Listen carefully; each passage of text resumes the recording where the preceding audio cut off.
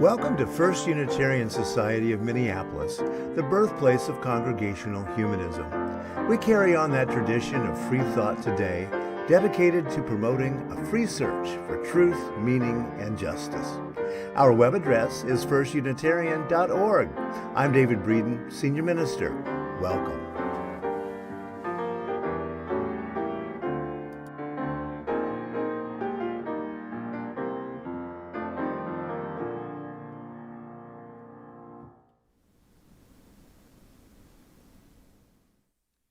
Good morning, everyone, and happy Halloween. I'm the Reverend Jim Fody. I'm one of the assistant ministers here, and it is my pleasure to welcome you to the online Sunday Assembly of the First Unitarian Society of Minneapolis for October 31st, 2021. Whether you're newly visiting or you've been part of FUS for a long time, we're glad to have you here with us today as part of our gathered community. As part of keeping our community connected, we invite everyone to make use of the chat during Assembly. And immediately after Assembly, everyone is invited to our Zoom coffee hour. The link to the coffee hour will be in the chat, and it's also in your most recent emails from FUS. Please stop by this social time for as little or as long as you like, and Reverend Kelli will be joining us there today for a conversation about her talk. And although the local COVID numbers mean that our building remains closed to large gatherings, there's still lots going on in our congregational community. A quick list: the Walking Hiking Club, the Big Read Book Club, weekly writing sessions, the Knitting Group, happy hours, the Women's Group, the Men's Group, the Active Voices Social Justice Group, selected RE classes for older kids, calls from the Caring Team, the Humanist Grief Group, coffee with the minister on Fridays, and the new LGBTQ group. These are just some of the activities happening right now to keep our members connected. Be sure to check the Friday update email or peruse the calendar on the FUS website to explore options. Our assembly theme this month has been cultivating relationship, and so we close October with this thought from Dr. Robin Wall Kimmerer, who writes about science and the earth from an indigenous perspective. Even a wounded world is feeding us. Even a wounded world holds us, giving us moments of wonder and joy. I choose joy over despair. Not because I have my head in the sand, but because joy is what the earth gives me daily, and I must return the gift. Because the relationship between self and the world is reciprocal, it is not a question of first getting enlightened or saved and then acting. As we work to heal the world heals us. Come, let us gather in community.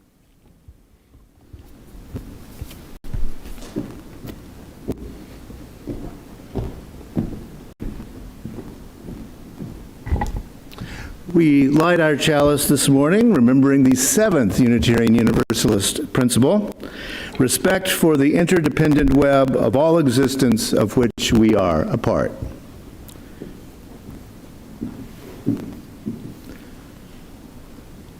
Now for our congregational covenant. Love is the spirit of this place, and service its law. This is our great covenant, to dwell together in peace, to seek the truth in love, and to help one another.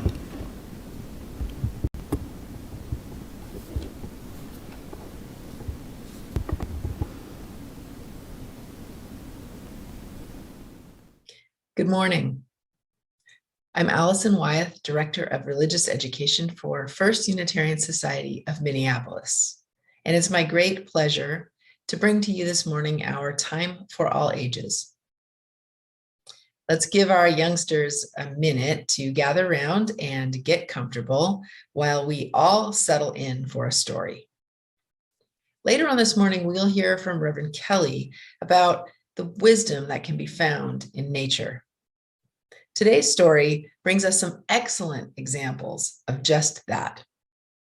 The author has traveled around the world researching animals for her writing, and has learned how understanding someone of another species can provide you with deep wisdom. Let's hear some of that wisdom now. Adapted from Becoming a Good Creature by Cy Montgomery. Find good teachers. When I was a little girl, I wanted to be a dog. I wanted to run really fast and see in the dark. I wanted to understand the sounds of my neighborhood, both wild and tame, but nobody could show me how. Until Molly.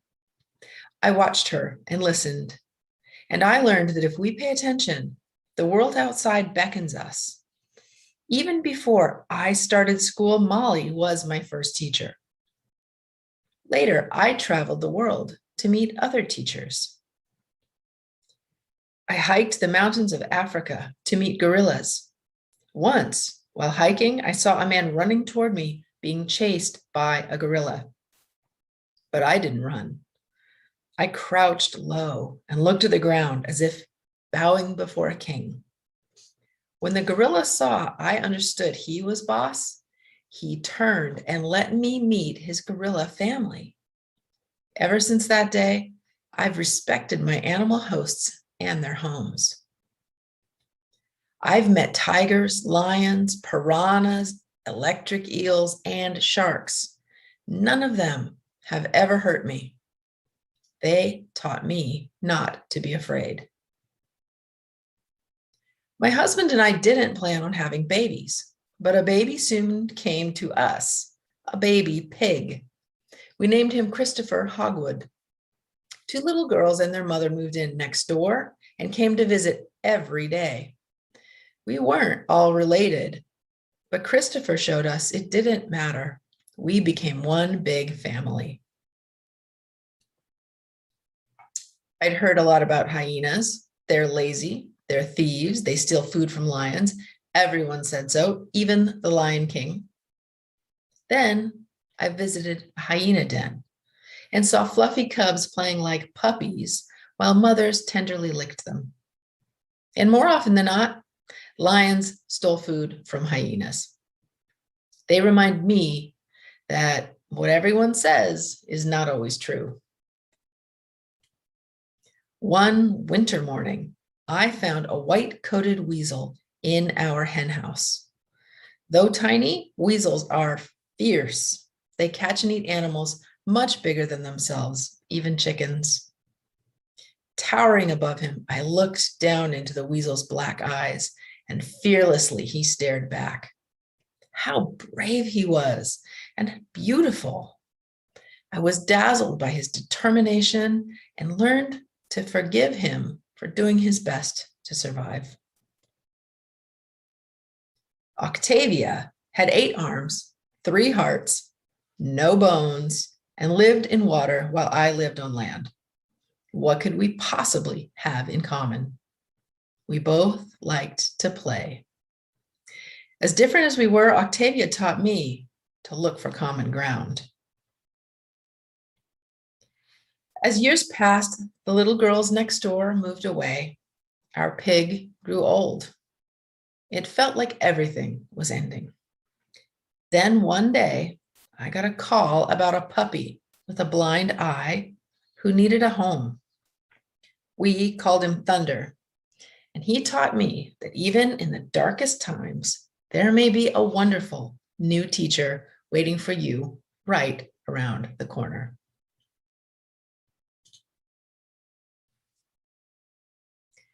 So today, we've learned a few things about what animals can teach us.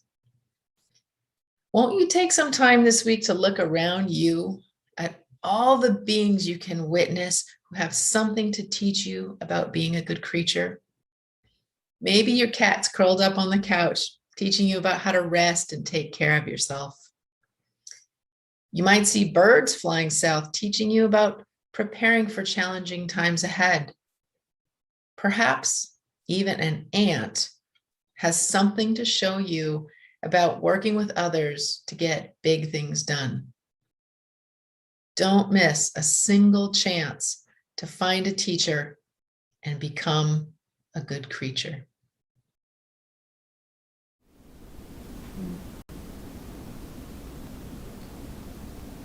Hello, everyone at First Unitarian Minneapolis.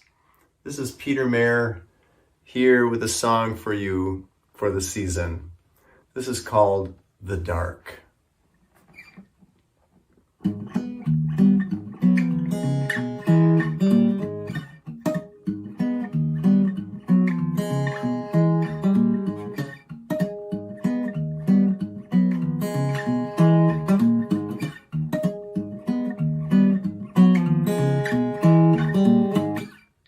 Edgar Allan Poe had it in his telltale heart.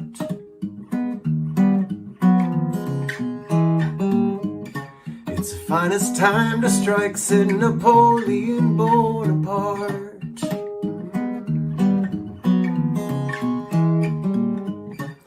The inmates make their break into it, cavemen make their art. Spy planes and spelunkers do it somewhere in the dark. Batman catches criminals in the dark of night, saving Gotham City from evil design. Darkness, lovers loving and dreamers tend alike. And if you think you're neither one, well, in the dark, that's just what you might become.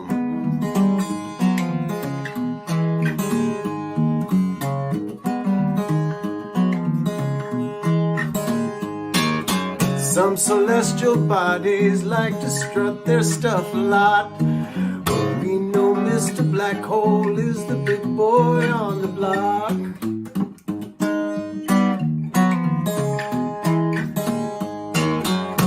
King Tut looked pretty comfy in that old dark tomb. What's good for an Egyptian mummy might be right for you. What's the fun relying on something you can see? That's just so passé when you run toward the light. Why not make a dangerous tryst with mystery? It's a downright frightening hole. Watch your head, down you go.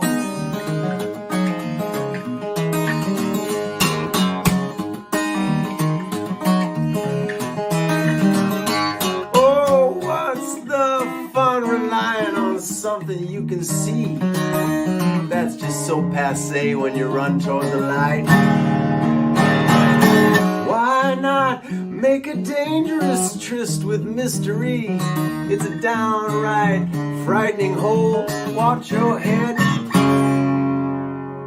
down you go.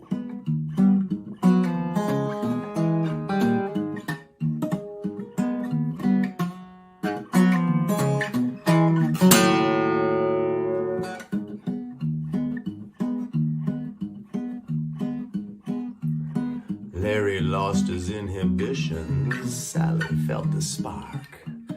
Jacob saw a mystic vision somewhere in the dark. Black cats eke out a decent living, monsters make it far. You might find what you've been missing somewhere.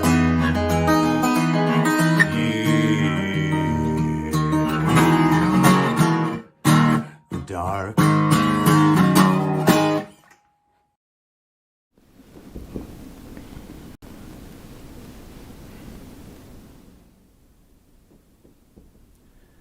Good morning. I'm Mark Johnson, and I am here again to say a few words about the Pearson Social Concerns Fund and the grants and nonprofits that we supported last year. The impact of these grants is significant to our neighbors and our community. While the pandemic has significantly affected programming, there have still been some wonderful success stories. Ujamaa Place, one of the grant recipients, whose mission is to holistically stabilize and transform the lives of African men ages 18 to 30. In 2020, cumulatively, 1,206 men were enrolled. The most critical stabilizer for Ujamaa men is housing. When interviewed, results showed that 5 out of 9 individuals either lost their employment or had their hours reduced. The Veterans Resilience Project. 74% of clients found effective resolution to their trauma symptoms after 10 or fewer sessions. Surprisingly, or very sadly, on their website they report that the Minnesota National Guard has the highest rate of suicide in the country. Walk-in Counseling Center provided 1,500 people with 3,000 free counseling sessions in 2020. 40% of the clients were non-white, 59% of clients were women, and 76% of clients were 40 years old or younger. These are just some of the many stories that could be told about the Pearson Social Concerns Grant recipients. The grant window for new grants is closing on November 15th. If you work with or are involved with a 501c3 nonprofit, please let them know about this opportunity. You can see the link in David's weekly email or on the website. And if any of you are like me, as a fundraiser, waiting to the last minute is just part of the job. Don't do it. Please get those in early, and we'll have a chance to review them and have a decision by December 12th. Thank you.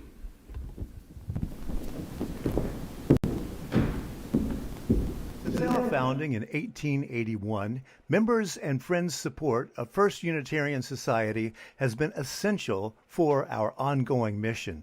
Our Sunday assemblies, community celebrations, cultural enrichment, and work in social justice come to you with the hard work of our dedicated staff and volunteers. Your contributions will help assure the continuing work of First Unitarian Society. Give now at PayPal, the Give Plus app, or firstunitarian.org/donate. Thank you. Since our founding in 1881, members and friends... On Sundays when we gather, we take a few minutes to reflect on the joys, sorrows, and milestones of the human experience. We do this so that we stay in touch with our own humanity. We do this to remind ourselves of the value of a moment of stillness. And we do this so that no one among us is alone, either in celebrating joy or in facing the burdens of life. This morning, during this busy season, we simply take a moment of silence to reflect on the challenges going on in our lives and in our world.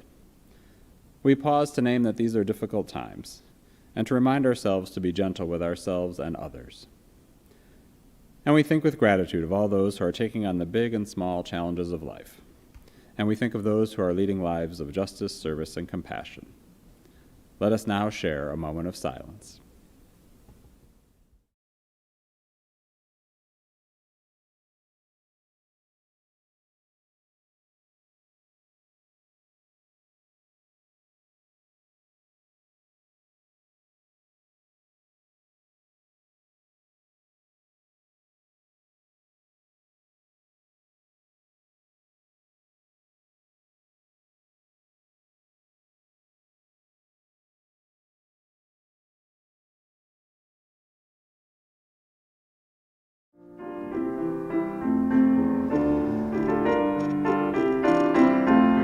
And we believe in life and in the strength of love, and we have found a need to be together.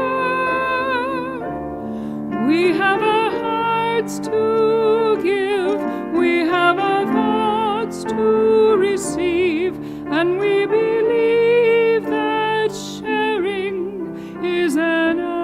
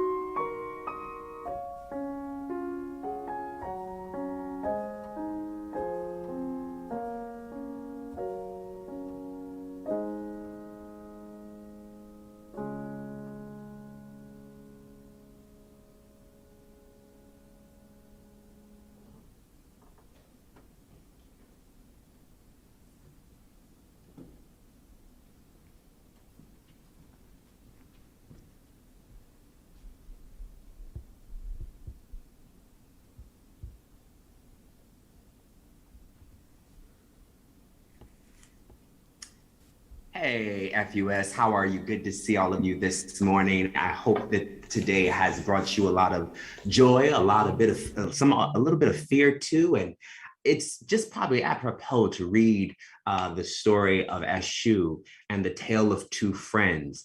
As some of you know, I have a deep love and a practice for the Yoruba tradition, which is often found in the area of West Africa, particularly Nigeria and Togo. But I want to share this story because Elegba is known and often called Eshu as well, depending on where you are in the global region, with particularly those from who have dealt with the transatlantic slave trade.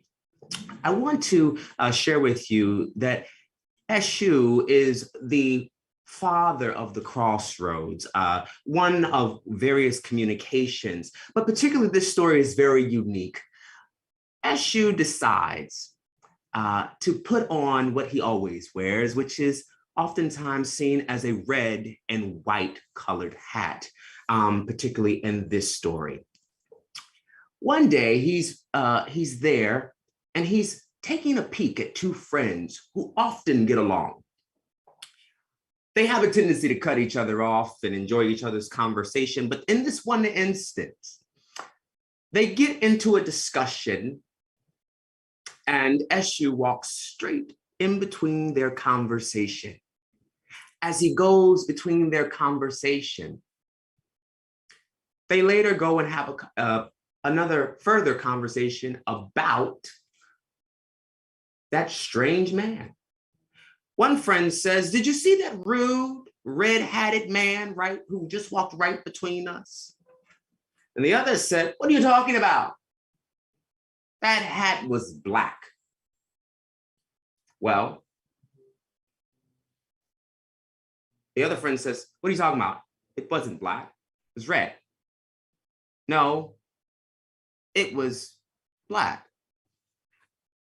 It becomes such an intense situation to the point where they began to insult each other horribly. They began to, in many ways, fight.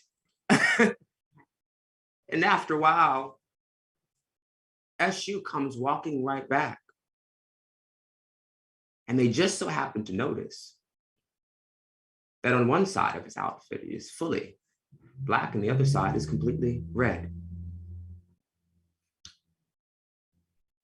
The debate had continued for no reason at all. But at this point, the offense had become so unforgivable. It was really hard to say that they were friends. But I guess this is how we also need to examine some of our deepest listening and deepest wisdom, because we only know in part. That's the tale of Eshu and the two friends.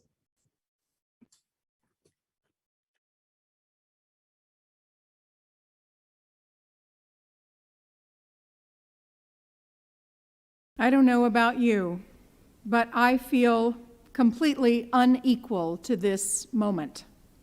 Not this moment, and not all of the time, but often I feel unequal to this moment we are in. And it's an existential shift for me. For much of my life, I have considered myself the can-do girl. Some folks live with imposter syndrome, feelings of self-doubt and personal incompetence that persist despite their level of education or experience or accomplishments. I have walked through the world with a kind of overconfidence, thinking that I'm probably a better driver, a better problem solver than I really am. It's occurred to me that I'm the person that you want on hand after a plane crash. I'll be there to organize the rescue effort. Believe me, I make even myself tired. But not so much with the overconfidence anymore. It could be a function of age. I arrive at 59 next month, and I'm less sure of many things than I used to be.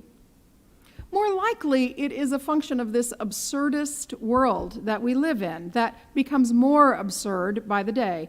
Don't you sometimes feel as if we're in a topsy-turvy play where some of the characters inject themselves with horse medicine while other characters just laugh at them, and where some characters rail against the set burning down around them while others just laugh and scream and shoot, and the producers are out in the house just counting their money. What shall we call this play, this tragicomedy? I call it unequal to the moment. This phrase, this unequal to the moment, pulls me up short. There is in it, there's grief and there's truth, there's relief at being able to name it, the absurdity of individualism, unlearning so much because so much that we've been taught is wrong. And the question, always the question, where to return for relief and for solace. We can turn to the usual comforts: alcohol, mood-altering drugs, food, shopping, binge-watching TV, doom scrolling on social media. Do you feel this? You feel this? Perhaps we've felt it for years, and now in pandemic world, the despair is more and more upon us. We carry it more and more. This thought, unequal to the moment, leads me to what Sharon Welch calls cultured despair. A Unitarian Universalist ethicist and theologian, Sharon Welch wrote in her groundbreaking book, Toward a Feminist Ethic of Risk, that the complexity of social problems and the inability to perceive how they might be resolved often results in a middle-class failure of nerve, defined as the inability to persist in resistance when the problems are seen in their full magnitude. The resulting cynicism and despair is a privilege of the affluent who can detach from the day-to-day issues of oppression. Welch writes, "It's easier to give up on long-term social change when one is comfortable in the present, when it is possible to have challenging work, excellent health care and housing, and access to the fine arts. When the good life is present or within reach, it's tempting to despair of it ever being in reach for others and resort to merely enjoying it for oneself and one's family." The feminist ethic of risk is characterized by three elements, each of which is essential to maintain resistance in the face of overwhelming odds. She's offering this ethic of risk as a corrective to that cultured despair, characterized by three elements, each of which is essential to maintain resistance in the face of overwhelming odds. A redefinition of responsible action, grounding in community, and strategic risk-taking. A redefinition of responsible action, grounding in community, and strategic risk-taking. Viterbo University professor Matthew Bailey puts it this way: resisting cultured despair is a disposition that names an experience with the paralysis and the privilege that often prevent us from moving beyond critical description, what's going on, to a responsive and responsible action in an unjust and messy world. We're stuck, and it will move us into our discomfort zone to be unstuck. And so we live in this absurdity, this late-stage capitalism, lethal divisiveness, patriarchy, white supremacy culture, crumbling democracy. And we're not meant to hold all of that We are not meant as human beings to hold all of that, and yet now it's right in the palm of our hands. Our colleague Sadie Lansdale of the UU Church of Greensboro, North Carolina, asks these clarifying questions. These really are helpful to getting me unstuck from this. The most meaningful question to me is, who profits? Who profits from my despair? Who wants me to doubt that a world with no walls or borders or cages is actually possible? Who wants me to feel that a political economy based on harmony and abundance and care is just a pipe dream? Who has a financial interest in me giving up? Whew. Those are the questions that I want to hold with me in this time. It's not about being equal to the moment. It's about having questions to make us ready for the moment. Some years ago, I heard a question posed by the leaders of the multi-faith group Isaiah of Minnesota. Will we be chaplains to the empire or prophets of the resistance? Chaplains to the empire suggests soothing and comforting a dying, giant, hulking thing as it loses its power. This hulking thing that has held us in its sometimes comforting embrace. Prophets of the resistance suggest that we go before, we go in front of and alongside to proclaim a new way and a new day. Think of John the Baptist, the prophet who proclaimed the power of Jesus, who came before and proclaimed the power of Jesus. And in truth, perhaps we are both, because as the empire dies, people in sacrifice zones will suffer the most. And so we must proclaim the resistance and offer comfort at the same time. Today, the 26th UN Climate Conference begins in Glasgow, Scotland. Year after year, we've been told that we are running out of time. But for what? Not to save the planet. The planet's going to be fine. She will be okay. To save the planet as habitable for Homo sapiens and the cultures we've created. Even though I am pessimistic about the ability of humans to work together, issue seems to have passed between us, and we are at it. I am working to temper my cultured despair. Movement activist Hannah Sassaman says this: loss, even death, isn't failure. It is necessary for that endless child evolution to learn. So I take great care to learn from loss, treat it as a planted and nourished seed, and to treat times of cold and dark as rest. That phrase about evolution being an endless child is a game changer for me. And yet, if we are to witness the coming end of habitability for our species, there will be more and more sacrifice zones. They will expand, and the people in them will suffer. Do the natural rhythms of nature provide solace or more anxiety for us? Maybe some of both. Certainly this summer, in the heat of the summer, there was a lot of anxiety for me with the extreme heat and the smoke from the wildfires.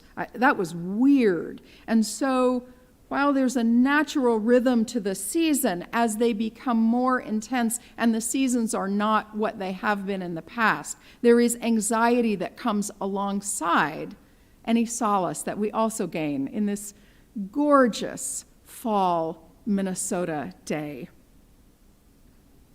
I wonder what earth-centered traditions have to teach us about loving and letting go, and how loving the cycle of nature is an act of resistance. From Jay's story, we are at a crossroads. The tale of Eshu and these two friends that he passes between. This is an Orisha Odu. And the word Odu is a tale, and it means a basket of sacred wisdom. Eshu is a trickster god, and yet he is essentially protective and benevolent. But this chaos that Eshu creates has something to teach us as it breaks us open. Sometimes we have disagreements and we cannot find our way back simply because we both have a piece of the truth. The hat was red on one side and the hat was black on the other, and each of us can't see the full truth. So the rhythms of nature by design, part of the cycle is hidden at any given time. When he moves back through the friends again and they can see the truth, in this story, the way Jay told it, it was unable to be repaired. They had gone too far down in their divisiveness. But how could, if they didn't each have to be so right, how could they find their way back? In the rhythms of nature, today is a sacred day among earth-based traditions. In the neo-pagan tradition, today is known as Samhain. Spelled out, it looks like Samhain, Samhain. Samhain is a cross-quarter day, exactly between the autumnal equinox and the winter solstice. In this lore, the veil is thin between the worlds, between our present reality and some other life where our ancestors and our descendants hold space. This predated Christianity, we believe, and All Souls Day and All Saints Day come out of that time of being able to commune with the ancestors, those gone before. We don't have to believe this literally to know that our relationships extend through space and time. What we do today has ramifications, just as what our ancestors did affects us today. We feel the dark closing in and this seasonal change on this Samhain day when the veil is thin. We feel the dark coming as we make our way toward winter solstice. And some of us feel the physical effects of seasonal affective disorder. We bring out our light boxes. We don't have to believe metaphorically that the dark is good for us physically. We don't have to believe literally that the dark is good for us physically to learn metaphorically from the song from Peter Mayer about the dark. So much good can happen in the dark. Can we make a tryst with mystery? An old joke from someone who hates their job goes like this. I work in a mushroom factory. They keep me in the dark and feed me BS all day long. Ha ha. Here's some new wisdom on mushrooms. Mycelium mushrooms are a great teacher of trust. The word mycelium means more than one. The mycelium organism is a dynamic root system of mushrooms that utilizes trust as a mechanism to build and sustain a vast, reciprocal underground network that connects the roots of trees and plants and skillfully shares nutrients and resources to support the health of the entire ecosystem in which it moves. One old story about hierarchy and someone keeps you in the dark and just feeds you nonsense all day long. and reaps the benefits of it. Another story of earth-based wisdom, of reciprocal networks for good. One of the things that we learned in life sciences that mammals have a fight or flight response. But later we learned that we also have a freeze response.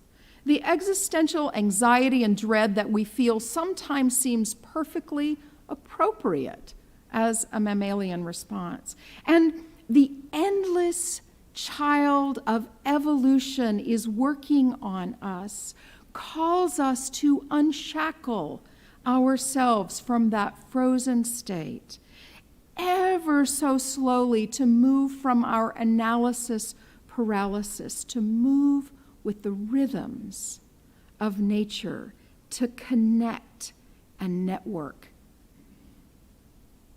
Here's what emergent strategy has to say to me about my cultured despair. I don't have to stay in the dark and be fed BS by those who benefit from my mammalian freeze. We don't have to stay in the dark and be fed BS by those who benefit from our cultured despair. We can learn from the mushrooms to grow trust and networks that are reciprocal and dynamic. And by definition, a congregation is a network.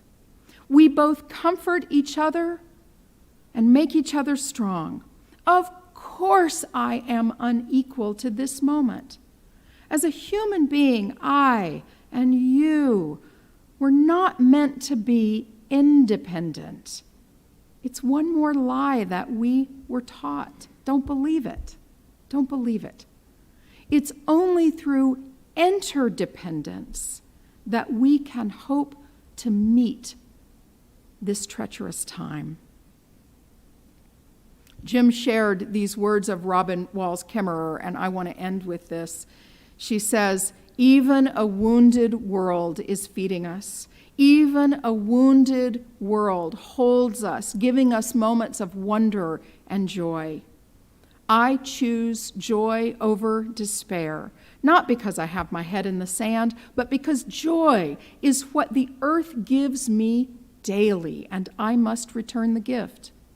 Because the relationship between self and the world is reciprocal. It's not a question of first getting enlightened or saved and then acting. As we work to heal the earth heals us. May it be so, and blessed be."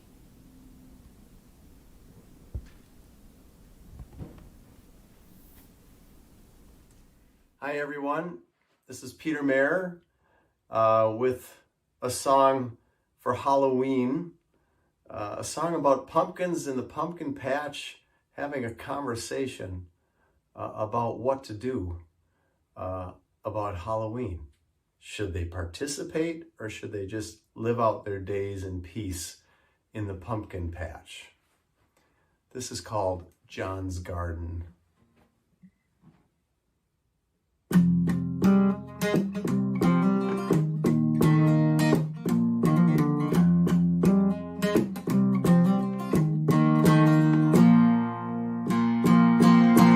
Farmer John wandered back.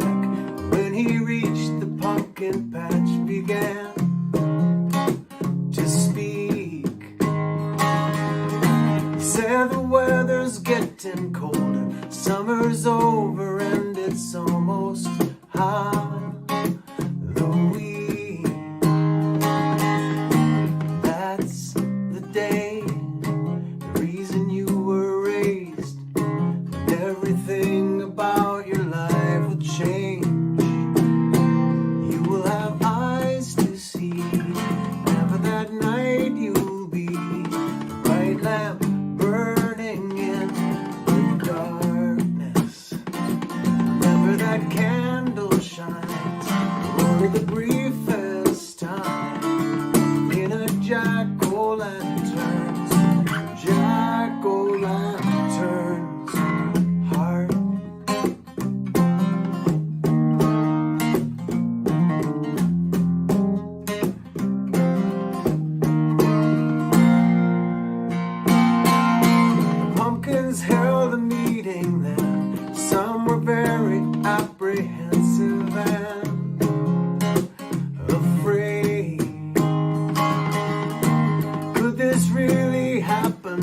remorse. What could be the meaning is what they were saying. This is home, it's all we've ever known. Then one bold, outspoken pumpkin spoke. He said, I don't need eyes to see. Sounds like a lie to me. I like it just fine here in John's garden. Remember that candle shines for only the briefest time in a jack-o'-lantern's heart.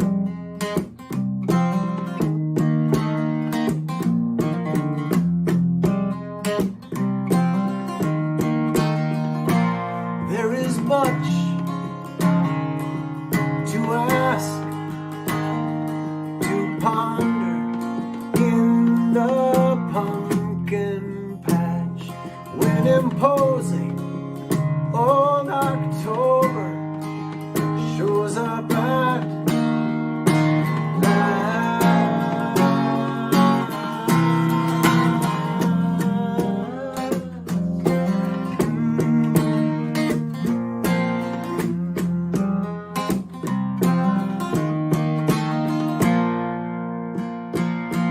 Then a pumpkin from the farther end, who had been silent up to then, over the commotion said, what would you rather have, my friends?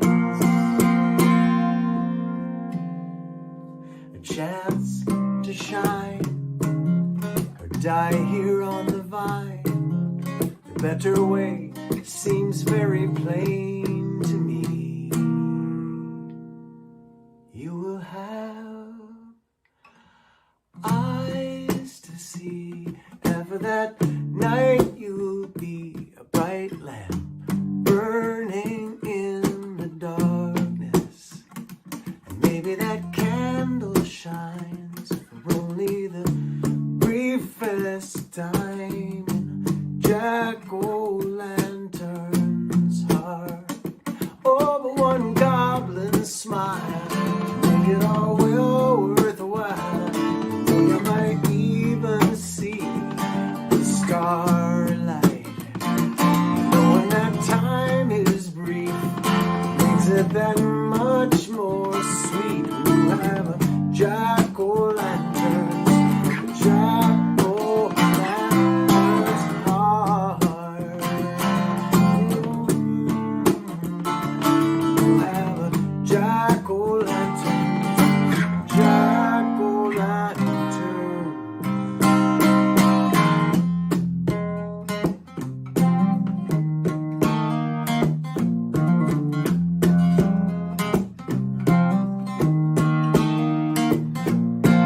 La la la la la la la la la la la.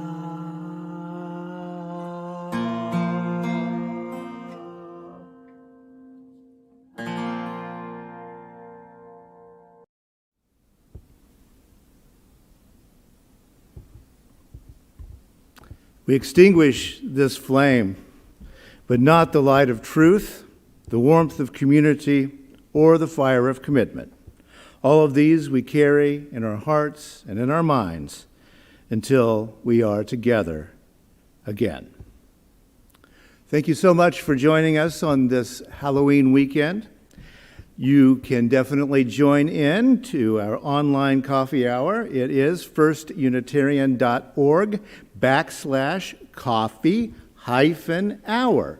Join in the conversation. Our closing words are by Maya Angelou from her poem, Continue. My wish for you is that you continue. Continue to be who and how you are, to astonish a mean world with your acts of kindness. Continue to dare to love deeply and risk everything for the good thing. Continue to float happily in the sea of infinite substance which set aside riches for you before you even had a name. Continue. So may it be.